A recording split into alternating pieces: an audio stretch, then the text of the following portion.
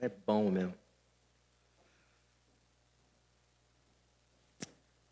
Que alegria partilhar a palavra de Deus com vocês nessa noite. Quero convidá-los a abrirem no Evangelho de Mateus, capítulo 6. Evangelho de Mateus, capítulo 6. E hoje nós vamos ler o verso 22 e 23.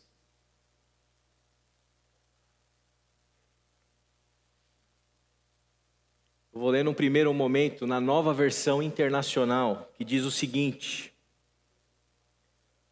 os olhos são a candeia do corpo.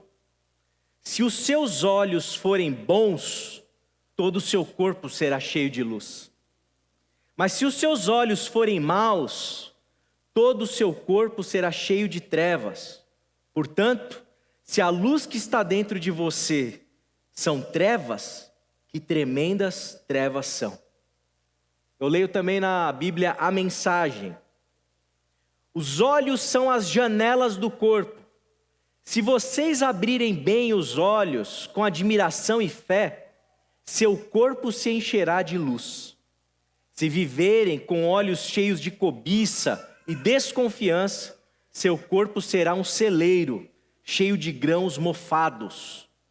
Se fecharem as cortinas dessas janelas, sua vida será uma escuridão. Vamos orar mais uma vez.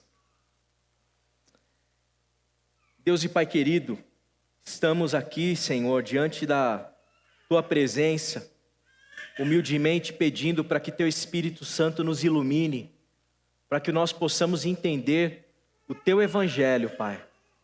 Que o Senhor fale conosco, que o Senhor nos dê entendimento, que o Senhor nos ajude a enxergar, Pai, aquilo que o Senhor deseja que nós enxerguemos.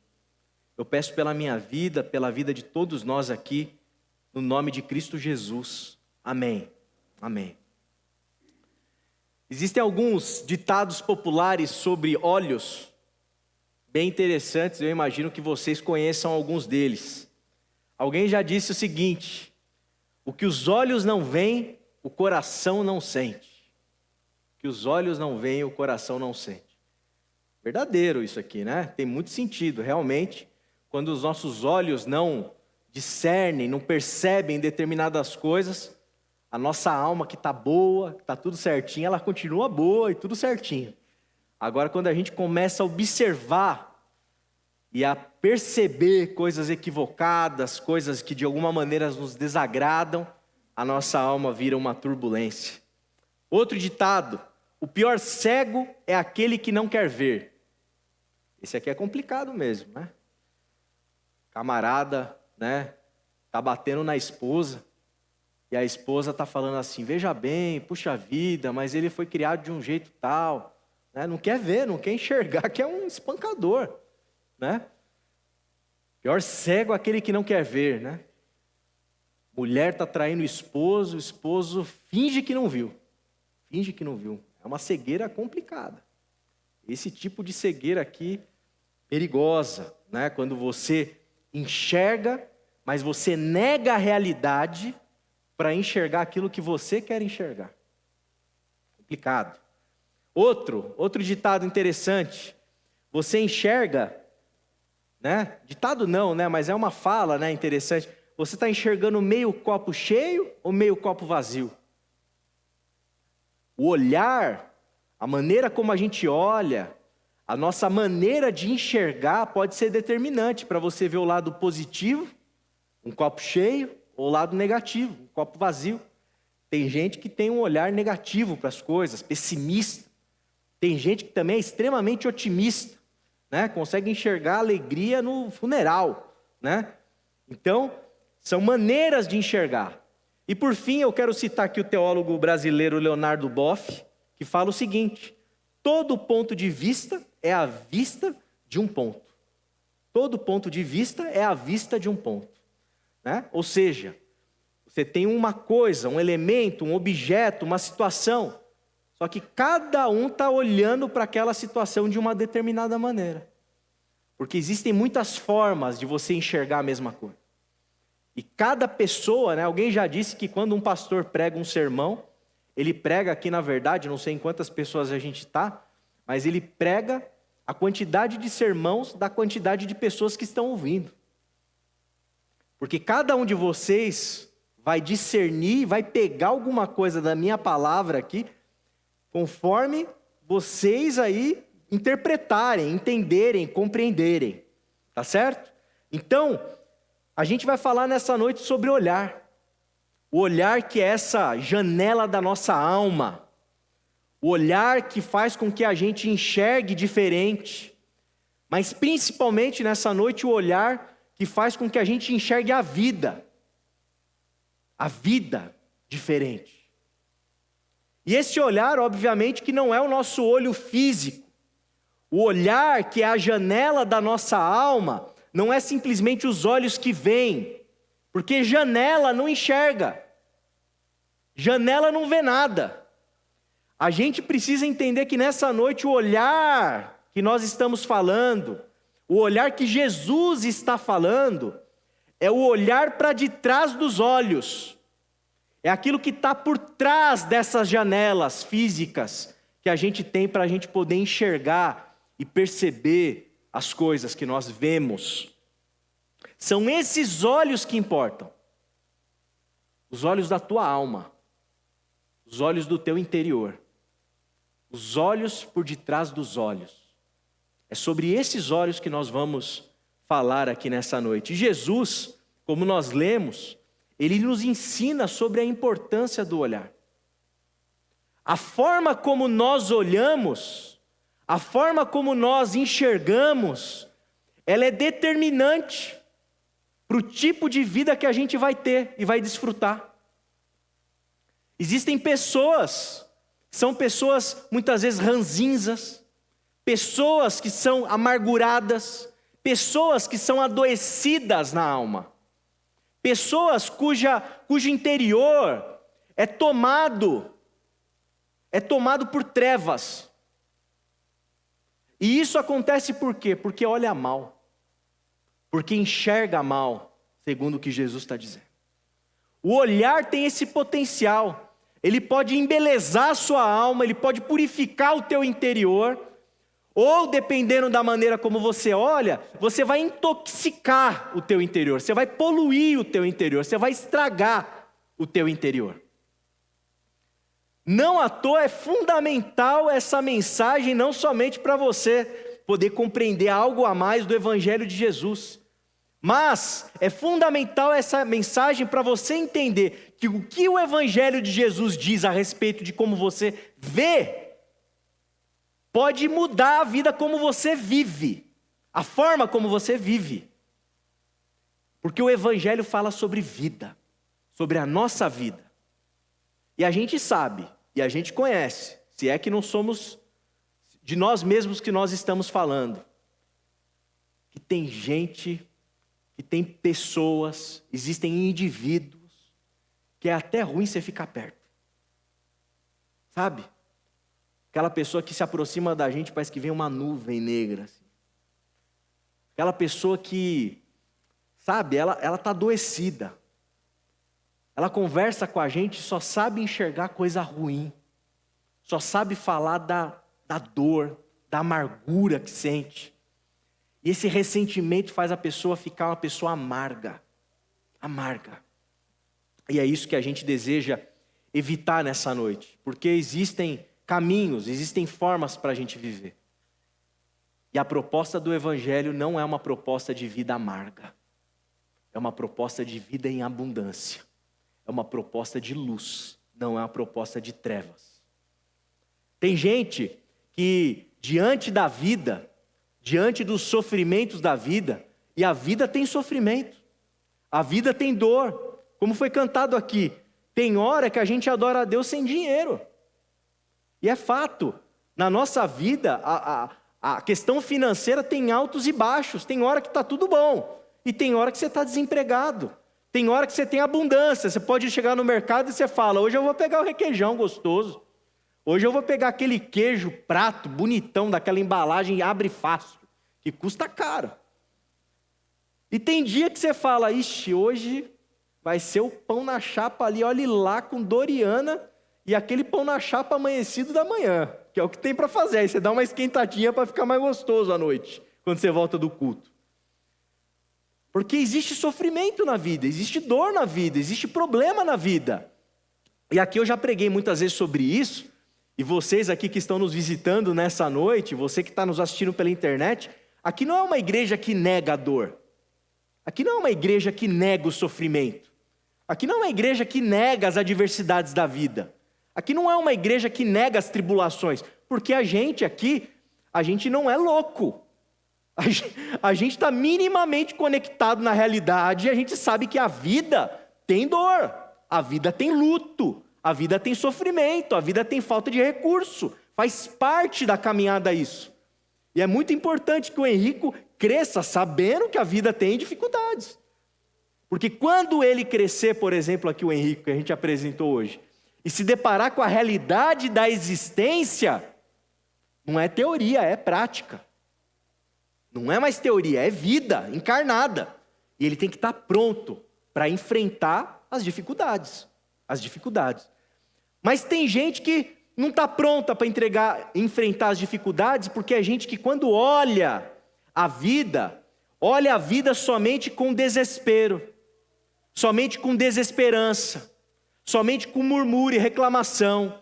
É gente que diante dos sofrimentos da vida fica paralisada, porque a maneira como enxerga a vida faz com que a pessoa só enxergue a metade do copo vazio, só enxerga as coisas ruins, só enxerga as dores do mundo, só enxerga as próprias dores. E essa maneira de viver a vida é um tipo de vida que vai adoecendo a alma, adoecendo a existência, adoecendo a caminhada. Porque não há nesse tipo de olhar esperança, não há espaço para um olhar esperançoso para a existência. Mesmo diante da dor, mesmo diante das dificuldades, mesmo diante das lutas, quem está com esse tipo de olhar aqui não consegue esperançar, não consegue crer, não consegue ter ânimo para enfrentar e saber que depois da tempestade vai vir a calmaria, que depois do sofrimento vai ter um tempo de paz, porque o olhar está contaminado. E olha só o que a palavra de Deus nos diz sobre isso, Provérbios 28, 27. E aqui o texto fala sobre os pobres. E muitas vezes quando a gente olha para a questão da pobreza no mundo, para a questão das desigualdades no mundo, para a questão das injustiças no mundo, em saber que um mundo, que um globo, que produz riqueza, que produz alimento, tem gente que passa fome, eu confesso para vocês que eu sou tentado a ficar desesperançoso. Eu sou tentado a ficar paralisado. Eu sou tentado, porque é uma dor tão grande, são injustiças tão grandes que a gente se depara, que se a gente não vigiar, se a gente não monitorar a nossa alma, parece que a gente vai ficar com um olhar meio obscuro para a esperança. Parece que a gente fica meio, desanimado e deixa de resistir. Mas o sábio diz o seguinte: quem dá aos pobres não passará necessidade, mas quem fecha os olhos para não vê-los sofrerá muitas maldições. Ou seja, a gente vai encontrar injustiças, a gente vai encontrar sofrimento, a gente vai encontrar dor, a gente vai encontrar coisas terríveis na caminhada. E aqui em especial a questão da pobreza. É desanimador você passar domingo após domingo e tá a mesma senhorinha lá pedindo dinheiro ali no farol, ali perto para chegar na igreja. É desanimador saber que espaço cultural não vai dar conta da pobreza do mundo. Ou sequer da pobreza de Osasco. É desanimador saber que todo o nosso esforço, ele ainda é um grãozinho. É um grãozinho. Mas a gente não pode ter esse olhar desesperançoso, a gente tem que olhar com esperança, porque esse grãozinho vai fazer alguma diferença. Esse pequeno esforço pode ser um pequeno passo, aparentemente, para um problema global, para um problema nacional, para um problema estadual, para um problema municipal, mas é um passo. Então, esses que têm olhos, mas não enxergam as injustiças, esses sofrerão maldição, segundo o texto. Em contraponto, aquele que dá ao pobre, aquele que dá, sabe assim, com esperança, aquele que divide um prato, aquele que divide alguma coisa, aquele que faz algo, aquele que tem esperança de que alguma coisa vai mudar e toma algum tipo de atitude, esse aí vai ser abençoado pelo Senhor.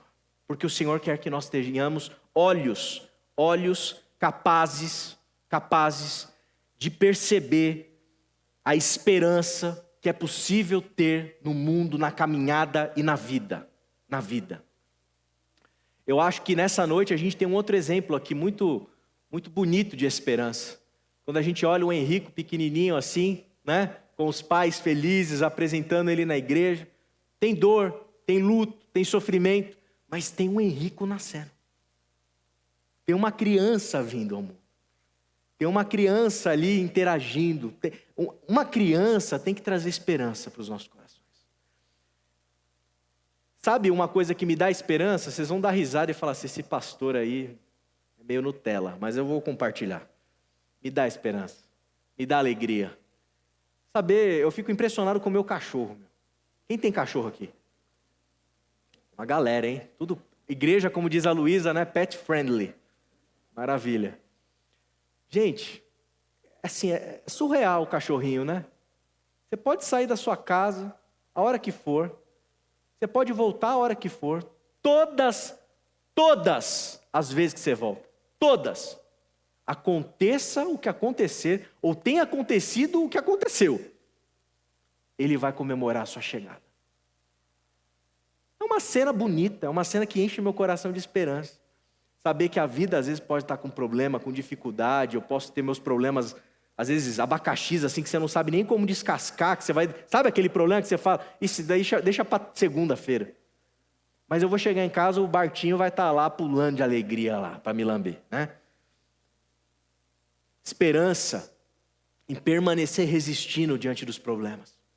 Passei esses dias, na sexta-feira, fui ali encontrar um pastor amigo aqui em Carapicuíba, e passei ali perto do Atacadão e eu vi ali uma série de moradores de rua, de moradores da Vila Municipal, na rua, fazendo uma passeata e resistindo diante da ordem de despejo, diante dos processos políticos que estão acontecendo aí. Gente resistindo. Eu conversando com a Lia, conversando com alguns moradores de lá, é praticamente impossível vencer essa luta. Mas eles estavam na rua. Estavam com as placas, estavam fazendo a luta deles ali. A gente precisa ter esperança, a gente precisa resistir, a gente precisa encontrar alegria na vida mesmo diante das dores e dos sofrimentos. Tem gente que diante dos relacionamentos só consegue olhar para o outro também e tem um olhar tão carregado, um olhar tão cheio de trevas para as relações que nós construímos uns com os outros. Gente que, de alguma maneira, parece que tem uma incapacidade de construir amizades, de construir vínculos, de construir relações harmoniosas, relações prazerosas, e enxerga o outro sempre à base da desconfiança, sempre à base da inimizade, sabe? E isso tem a ver com o olhar, a maneira como a gente olha o outro. Tem uma pessoa que me ocorre, que a pessoa é tão ressentida com o passado, que todas as vezes que a gente senta para conversar, fala da mesma pessoa que fez algum mal lá atrás, que fez alguma coisa com o filho, que pisou no calo de não sei quem, e a mesma história inúmeras vezes. E a pessoa parece que está cega, é um tipo de olhar tão distorcido. E uma vez falando com essa pessoa, eu disse assim, puxa vida, você está reclamando que essa pessoa não te convida para nada, que essa pessoa não te chama para sair, que essa pessoa não quer a sua amizade. Quantas vezes você chamou essa pessoa para tomar um café na sua casa? Você já conversou com essa pessoa sobre esses acontecimentos do passado? Não. Você já convidou ela para vir na sua casa? Não. Você chamou ela para um passeio? Não. Você não fez nada para ela também, mas está presa em inimizade, está presa em amargura. É um tipo de olhar para a caminhada, um tipo de olhar para a existência em que as relações vão sendo construídas de um jeito destrutivo, de um jeito amargurado, de um jeito ressentido. E a gente precisa ter outro olhar. O olhar de Jesus não é um olhar de trevas. O tipo de olhar que Jesus propõe é um olhar de luz. De luz. Mas a gente teima, a gente é insistente nessa vista, nessa janela da alma defeituosa nossa, muitas vezes, em olhar, sabe, para as questões do passado. Olhar para aquele que pisou no nosso calo. Olhar para aquele que faz mal para a gente e retroalimentando essa maldade, essa inimizade, essa dor, essa amargura, esse ressentimento. A gente tem que ter outro olhar. E dependendo da pessoa, a gente tem que parar de pensar nessa pessoa. Sabe, esses dias eu fiz uma limpeza nas minhas mídias sociais. Tinha gente que estava me fazendo mal. Chegava na timeline lá, aí caía naquela pessoa, eu falei, gente, isso aqui não está... Sabe, gente que você conhece, gente que você sabe os bastidores, gente que você sabe qual é que é, e sabe que aquela imagem é uma imagem equivocada, né? Mídia social normalmente é isso, né? Um monte de gente mostrando o que na verdade não é, mas tudo bem. Mas eu sabia que não era aquilo. Só que o André estava começando a ter o olhar dele contaminado. Porque quando chegava naquela pessoa, eu falei, isso aqui não presta. Ah, isso aqui não presta. Daí não presta mesmo, não presta mesmo. É um hipócrita mesmo, eu sei que é. Mas o ponto é, o meu olhar está retroalimentando o mal. O meu olhar está retroalimentando aquilo que é tóxico para a alma do André. O meu olhar está sendo a porta de entrada de algo que está transformando o meu coração em trevas. Deixar de seguir. Acabou. Acabou. Para que eu vou alimentar isso? Para que eu vou cultivar isso no meu coração? E por que você cultiva isso no seu coração? Por que você cultiva as inimizades no teu coração? Por que você stalkeia aquele de quem você não gosta? Por que você fala mal e gosta de falar mal daquele que você não gosta? Por que você faz fofoca daquele que você tem algum tipo de desconforto, algum tipo de desconfiança? Por que a gente é assim, gente? Jesus, Ele está propondo para a gente um tipo de olhar que encha a nossa alma de luz. De luz. O que está intoxicando o seu ser? Tira da frente. Deixa de seguir isso nas suas timelines aí da vida. Começa a se alimentar de coisa boa. Começa a cultivar coisa boa. Uma outra maneira que a gente observa como a gente enxerga muito mal, que está relacionado de alguma maneira a isso que eu falei, é a questão do julgamento. Aqueles religiosos com quem Jesus, ele dialogou nos textos bíblicos que nós lemos, era gente que gostava de julgar os outros. Era gente que se sentia mais santo que os outros. Era gente que apontava o dedo para os outros. Era gente que, como o César pregou nessa manhã, está com a pedra preparada para pegar e dar na cabeça da prostituta. Porque ela pecou, é pecadora. É gente que julga o outro, mas o ponto aqui não é o julgamento em si. Quem julga o outro tem um olhar contaminado. A maneira de enxergar do julgador é uma maneira péssima de enxergar o próximo. Porque é olhar sempre com desconfiança para o outro. É olhar assim e falar, esse aí, ó, não sei não, hein? Ah, aquela ali, hein? Tem aquilo ali. Sabe? E você vai carregando e contaminando o teu olhar, poluindo a tua alma com cada julgamento que você faz. Isso acontece no meio religioso de maneira muito explícita. Um monte de mestres da lei, um monte de fariseus, gente arrogante, achando que é o parâmetro de santidade, e que vai, através da sua própria régua, definir quem é santo, quem não é, quem vai para o céu, quem vai para o inferno. O porquê que cada um está vivendo naquele sofrimento. Não sei se você já passou por isso, mas é recorrente. A pessoa chega lá, está passando por uma dor na vida, sempre vem um crentezinho. Desculpa o diminutivo, mas é dose. Ah, você está passando isso porque você abriu brecha. Você está passando por isso por causa de aquilo ali que aconteceu.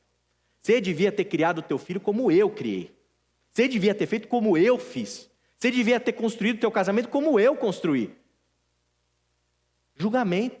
Não conhece os pormenores. Não sabe da história, da biografia. Não sabe do coração. Não tem um olhar minimamente empático com aquele que sofre. É gente que julga. No matrimônio acontece isso também, muitas vezes. Muitas vezes. Sabe quando você está casado, seu cônjuge faz alguma coisa, você fala assim, puxa vida, mas você fez de novo isso só para me irritar. Quem nunca passou por isso? Você fez isso aqui para me irritar. A gente julga o nosso cônjuge achando que aquilo que ele fez foi para nos irritar. Por que a gente faz isso? Por que a gente não parte da premissa do seguinte, não, a Aline, ela fez aquilo, mas assim, é minha esposa, ela me ama, eu tenho certeza que ela não fez para me atacar, eu tenho certeza que ela não fez para me provocar, eu tenho certeza que ela fez por algum outro motivo. Não seria muito mais leve a nossa vida? Não seria muito mais tranquila a nossa vida? O julgamento excessivo é resultado de um olhar poluído, é resultado de um olhar que só sabe ver o mal, é resultado de um olhar arrogante, soberbo. Mateus 7,1, olha o que Jesus diz: não julguem para que vocês não sejam julgados. Você quer enxergar melhor a vida? Julgue menos. Você quer viver uma vida mais em paz? Julgue menos. Você quer viver uma vida mais pacífica no seu interior? Julgue menos. Fale menos mal dos outros. Decrete menos sentenças sobre a vida alheia. Isso vai fazer bem para a tua alma. Porque ao invés de você encher o teu coração de trevas, você vai encher o teu coração de luz. De luz. Tem gente também que só enxerga a si mesmo. Esse é um outro tipo de olhar complicado. É gente que olha somente para si. O olhar, a janela da alma, é um olhar assim que não olha, que só se auto-enxerga, que só olha para dentro. Isso é complicadíssimo, porque isso constrói um tipo de pessoa, faz com que a gente viva num tipo de vida egoísta, sem humildade. E esse olhar autocentrado, esse olhar egoísta, ele também é trevas para a nossa interioridade. É trevas para o nosso interior. Provérbios 3,7. Olha o que o sábio diz. Não seja sábio aos seus próprios olhos. Tema o Senhor e evite o mal. Teme o Senhor e evite o mal. Não seja sábio aos seus próprios olhos. Cuidado para que os seus próprios olhos não fiquem enxergando, nossa, como o André é bom. Nossa, como o André é legal. Nossa, como o André é competente. Nossa, como o André é usado por Deus. Nossa, como o André tem a unção. Nossa, como o André é um bom marido. Nossa, como o André é um bom amigo. Nossa, como o André é o super, super, super. A consequência disso, sabe o que é? É a alma do André destruída. A consequência disso é a alma do André cheia de trevas. A consequência disso aí é a alma do André adoecida. Não é parte do Evangelho, não é ensinado pelo Evangelho, nada que de alguma maneira nos torne pessoas autocentradas, que faça com que a gente ache que o mundo inteiro gira ao nosso redor. Nós somos o sol da galáxia que brilha. Você não é o sol. Eu não sou o sol. E esse tipo de olhar é um olhar destrutivo, que vai transformar a tua vida numa vida cheia de cálculos egoístas. Vai transformar suas relações em relações em que o outro vai ser um objeto do teu prazer. Vai ser um objeto para aquilo que te agrada. Vai ser um objeto para te dar benefício. Esse tipo de olhar vai fazer com que você se sinta sozinho, na solidão profunda. E o triste é que um dia você vai descobrir isso. E quando você descobrir isso, tendo esse tipo de olhar, pode ser muito complicada a sua situação. Salmo 18, 27. Salvas os que são humildes, mas humilhas os de olhos altivos. Aqueles para quem o Senhor se volta são os humildes. O Senhor não se volta para a gente arrogante. Se a gente fosse pensar numa teologia da adoração, qual tipo de louvor daqui de dentro que o Senhor recebe feliz? Eu diria para vocês, sem medo de errar, Deus recebe o louvor daqueles que têm um coração humilde. Aqueles que têm um coração soberbo e arrogante, como dizem por aí, esse louvor não passa do teto. Não passa do teto. Portanto, quando a gente pensa nesse tipo de olhar humilde, a gente aprende a partilhar. A gente aprende a ser generoso na nossa caminhada. A gente aprende a viver em comunidade. Somente assim, somente com gente humilde, é possível uma comunidade de Cristo verdadeira e saudável. Somente com esse tipo de olhar. O olhar dos egoístas não contribui para um convívio saudável entre nós. O olhar dos egoístas não contribui para um corpo de Cristo saudável. O olhar dos egoístas não é capaz de vencer o mamon. Aliás, o texto que nós lemos aqui de Mateus capítulo 6, está num contexto em que tudo que é trabalhado sobre as riquezas. É trabalhado a respeito do dinheiro. É trabalhado a respeito das coisas materiais. Qual é a tua relação com as coisas materiais? Qual é o teu tipo de olhar para as coisas materiais? Você só pensa em ganhar, ganhar, ganhar, ganhar. Você só pensa em ter, ter, ter e ter. Você só pensa na sua conta bancária. Você só pensa no seu trabalho. Você só pensa nisso. As tuas preocupações giram só em torno disso. Não estou falando para você ser despreocupado em relação aos boletos que estão chegando. Mas a tua vida, a tua existência, ela está em torno de como adquirir riqueza ou de se preocupar com as riquezas.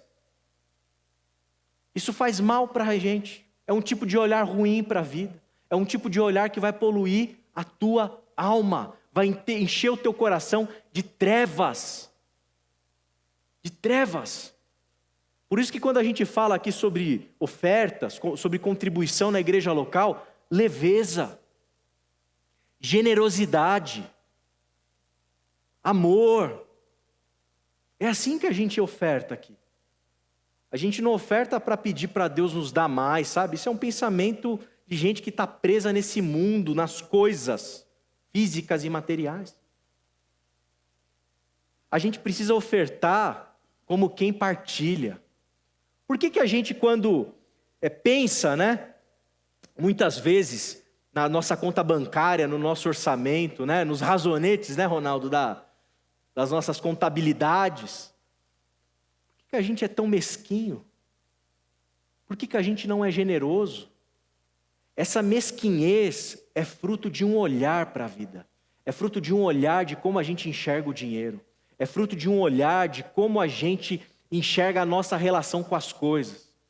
E quando a gente só pensa no nosso umbigo, a gente está enchendo a nossa alma de trevas. Você precisa olhar lá na tua contabilidade, você olhar lá no seu Excel. Você precisa olhar lá naquela linhazinha lá, por exemplo, ofertas. Você precisa ficar feliz quando aquele trem aumenta. Eu não estou falando só de oferta para a igreja, eu estou falando de você ofertar para quem precisa. O seu irmão. Você está passando necessidade de 500 conto, ó. Pau. Eu não estou falando de gente que dá 500 conto assim e está com a conta bonitona. É bonito você estar com a conta com 20 mil reais lá na conta corrente, você dá 500 reais. Olha, top. Ixi, eu daria muito mais que isso. Não é isso. Eu estou falando de você ter prazer em partilhar, porque você enxerga o dinheiro não como um Deus, mas como recurso a ser usado, a ser partilhado, a ser distribuído. Parou para pensar se todos nós tivéssemos esse tipo de olhar? Como seria mais fácil, mais leve? Sabe, você está no mercado e fala assim, hoje eu não vou comprar os sucrilhos não, porque eu vou comprar 2 sacos de arroz aqui para distribuir com esse que precisa. Porque o dinheiro é isso aí mesmo, é para distribuir. Se a gente tivesse essa cabeça, essa lógica, se a gente tivesse essa liberalidade no nosso coração, alguém já disse que melhor é dar do que receber. A palavra diz isso. Ora, que tipo de olhar que você tem para a vida? Você tem dado? Você tem sido generoso? Você tem distribuído? Ou você tem enxergado de maneira egoísta a vida e a caminhada e só pensado em você? Um caminho vai te levar para encher de trevas a tua alma. O outro caminho vai te encher de luz. Por fim, tem gente que enxerga só o feio. Tem gente que diante da vida não consegue enxergar nada bonito, nada belo. Acho que eu já contei essa história para vocês, mas vou contar de novo. Tem um documentário do cantor brasileiro Raul Seixas, e tem um trecho lá muito interessante em que ele está na praia, ele parou o carro na praia, e de repente, né, a cena já mostra ele sendo entrevistado pelo jornalista ali, pela jornalista, e fala assim, ô Raul, o que aconteceu, meu? Porque a maré subiu e as ondas arrebentaram o carro dele, assim, destruíram o carro dele. O carro dele está totalmente destruído. Totalmente destruído, porque ele parou naquele lugar, a maré subiu e as ondas muito mais fortes ali do que a lataria amassou completamente o carro. E ele respondeu assim para a entrevistada, a culpa não é minha não. Aliás, a culpa é minha. A onda que está certa. É a onda que está certa, não sou eu não. Eu não tenho que ficar triste, porque o mar fez o papel dele. Eu que parei no lugar errado. Então a onda está certíssima. Eu que estou errado. E dando risada. Eu fico pensando assim, né? Você já imaginou você ter um bem como um carro destruído e você conseguir enxergar o lado bom disso? Você já parou para pensar as coisas ruins que acontecem na sua vida e você conseguir enxergar o lado bom disso? Você já parou para pensar a possibilidade de você voltar para casa hoje? Você, sua mulher, talvez sua filha, seu filho, você chegar em casa e encontrar lá o cano da pia furado e água vazando na sua cozinha, e de alguma maneira você conseguir junto dos seus, dar risada, enxugar junto, e brincar, e poder sorrir nessa hora chata? Você já parou para pensar na possibilidade de você enxergar uma situação dessa e saber que você não está sozinho, que você está em família? Que você tem a sua esposa, que você tem o seu esposo, que você tem o seu filho. Coisas ruins acontecem na vida, gente. Mas dependendo do tipo de olhar que a gente tem, a gente consegue olhar o lado bom da história. O lado bom das coisas. É possível, muitas vezes, a gente atrasar para um compromisso por coisas boas, por motivos bons. É possível a gente dar um bolo em um amigo e a gente conseguir encontrar uma boa razão para aquele bolo e dar muita risada depois. É possível a gente dar um jeito, né? Quando os planos, eles não seguem conforme a gente gostaria, e mesmo assim a gente dá risada. E mesmo assim a gente enxergar o lado bom. O pessoal que foi para a trilha ontem, eu tenho certeza que teve algum BOzinho que aconteceu. Alguma hora, algum BO aconteceu. Como eu sempre brinco com meu pai, né? Toda vez que a gente viaja, a gente sempre comenta assim um com o outro, né? Alguma coisinha sempre dá errado. Sempre dá errado. Às vezes é uma coisinha que vai te fazer pagar uma grana, talvez, pelo peso da mala que você não previu. Às vezes é uma coisinha que vai fazer você perder o voo. Às vezes são coisas que vão desestabilizar todo o planejamento. Mas tudo depende do olhar. Você pode olhar para essa situação, ficar com raiva, ficar com ódio, querer descontar em alguém, querer perder o controle, querer quebrar alguma coisa, que nem o jogador lá que quebrou o celular. E isso vai transformar o teu interior em pura trevas. Ou a gente pode enxergar a vida, saber que a vida tem as situações imprevistas, tem as suas contingências, tem as suas tribulações, e saber olhar para o lado bom. Afinal de contas, tirando as ruindades, a gente sabe viver muito bem, né? Como diz a minha irmã Marlene, né? A gente sabe das nossas ruindades, a gente sabe das ruindades do mundo, a gente sabe das ruindades da existência. Mas dá para a gente ter um tipo de olhar que mesmo nessa vida, em que há o mal, a gente sabe olhar com os olhos, conseguir olhar com olhos, que consigam enxergar a graça divina nas coisas. Enxergar a vida é um desafio, gente. É um desafio. A gente pode muitas vezes enxergar a vida com muita ingratidão. Com muita ingratidão. Tem gente que enxerga a vida com ingratidão.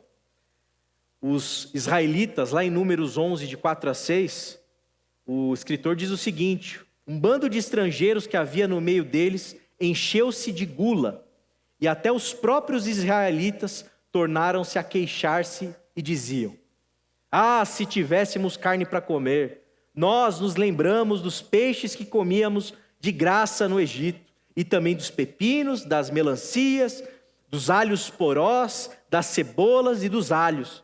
Mas agora perdemos o apetite, nunca vemos nada a não ser esse maná. Tem gente que diante da vida tem um olhar tão ranzinza, tão murmurador, tão cheio de reclamação, que não consegue ter um coração e uma vida cheia de gratidão. Deus pode mandar um maná, mas está reclamando. Deus está mandando para a terra que mana leite e mel, mas está reclamando. Deus está cuidando no deserto na noite, na manhã, na tarde, mas está reclamando. Deus está mandando alguém para conduzir o povo, mas está reclamando. Deus está mandando provisão, mas está reclamando. Deus está dando tudo. Mas tem gente que consegue olhar para a vida com um olhar murmurador. Um olhar de quem só reclama.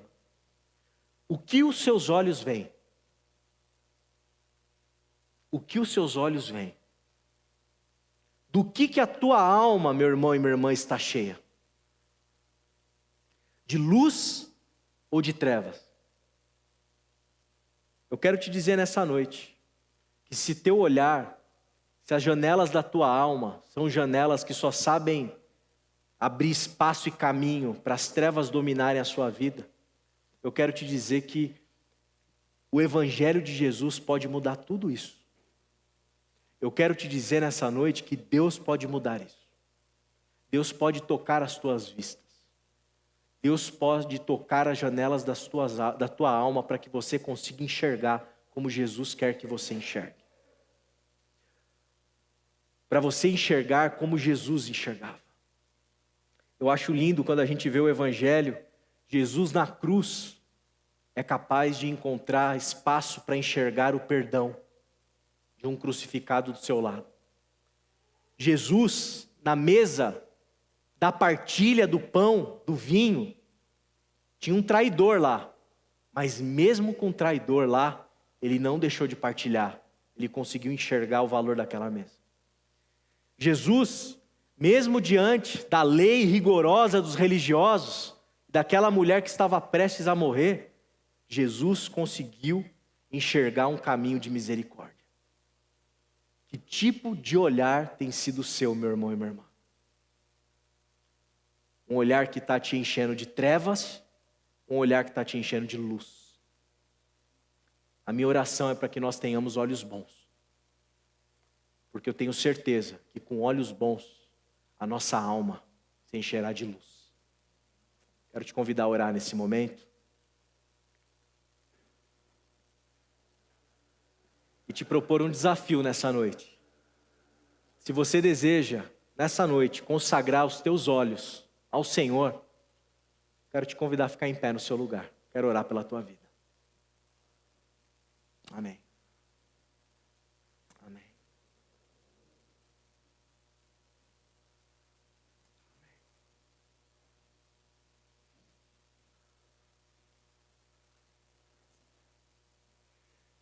Pai amado, Pai querido, muito obrigado pela Tua palavra. Muito obrigado, Senhor, porque o Senhor está aqui nessa noite e o Senhor tem poder para nos tocar com graça, nos fazendo enxergar como o Senhor enxerga. Eu quero pedir pela minha própria vida, pela vida desses irmãos. Nós queremos nessa noite, Pai, consagrar os nossos olhares ao Senhor. Nós queremos que o Teu Espírito Santo, Pai, a gente te pede isso humildemente, possa transformar o nosso interior, no interior cheio de luz. E para isso, Deus, toca as nossas vistas. Toca a nossa percepção da realidade. Toca, Senhor, os nossos olhos, para que nós possamos enxergar como o Senhor enxerga. Para que a gente possa enxergar através e no poder do Teu Espírito Santo. Para que nós podemos enxergar como o Teu Evangelho nos ensina. Livra-nos, Pai, de um olhar egoísta. Livra-nos, Senhor, de um olhar ingrato. Livra-nos, Senhor, de todos esses tipos de olhares que poluem o nosso interior, que poluem a nossa alma. Livra-nos, Senhor, desse olhar de inimizade. Livra-nos desse olhar de maldade. Livra-nos, Pai, desse olhar que faz com que as nossas relações se transformem em veneno que correm pela nossa boca. Nos dá um coração puro, ó Deus. Nos dá um olhar puro. Purifica as nossas vistas nessa noite. Purifica os nossos olhares nessa noite. Nos ajuda a enxergar a beleza da vida, Pai. Nos ajuda, Senhor, a olhar com esperança. Nos ajuda a termos um olhar tocado, abençoado pelo Senhor, para que o nosso interior seja um interior cheio do Teu Espírito, que é Espírito de bondade, que é Espírito Santo, que é Espírito de graça. Ó Senhor, faz isso em nós. Faz isso em nós. Te damos graças, Pai amado, por essa noite. Orando por aquele que tem, no nome daquele que tem um olhar perfeito. Nosso Senhor Jesus. Amém. Amém. Fica de pé no seu lugar, vamos todos cantar mais um cântico ao Senhor nessa noite.